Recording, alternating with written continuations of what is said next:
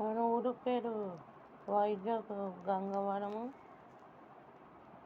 మనకి రామలీది 3 రోజులకి వర్షం వస్తుంది. భారీ తుఫాను, గాలి, మెరుపులు అవుతాయి.